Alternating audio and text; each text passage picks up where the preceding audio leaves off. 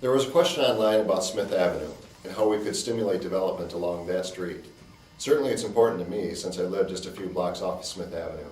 I'd love nothing more than to see some new businesses there, new restaurants, coffee shops, etc. I think it's a great opportunity, and quite frankly, I think it's where Grand Avenue was a few decades ago. This is a great moment for us to seize. There was a group that got together just recently to talk about what they could do on Smith Avenue.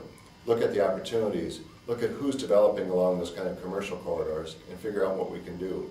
Obviously, there's a huge traffic count, people coming in from the southern suburbs, coming into downtown St. Paul. So we know that there's an opportunity to be seized. But I want to expand the question just a little bit to talk about all of our commercial corridors, and especially those in our Invest St. Paul neighborhood. We've chosen 4 neighborhoods to primarily focus on in the city of St. Paul because they've been the neighborhoods of the greatest disinvestment over the last couple of decades.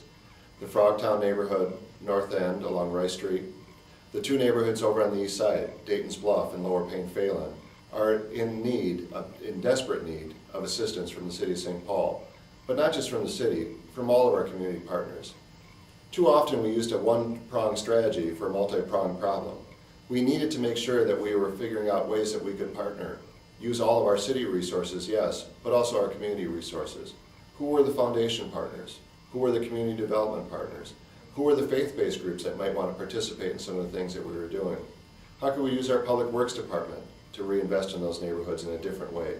How do we use our parks and rec facilities more strategically? How do we partner with our schools and possibly bring them together with our library system?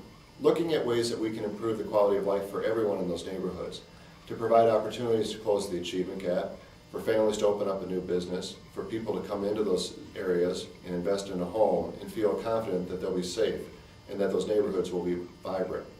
We're working really hard to put all those pieces together, but I think it's through a strategy that involves everyone, that looks at all of the problems that need to be addressed in those neighborhoods and figuring out all the different ways that we can solve them. The neighborhoods in the city of St. Paul have always been the great strength of our community, and every one of our neighborhoods needs to be strong if St. Paul is going to be the most livable city in America. We have great neighborhoods, but some are in need of more help than others. The West Side certainly needs some assistance, and it will be a secondary focus for the Invest St. Paul program. And through that, hopefully we can figure out a new way to bring businesses to Smith Avenue, Stryker, and other areas of the West Side. But again, across the city of St. Paul, we're going to revitalize our neighborhoods and make each and every one of them strong.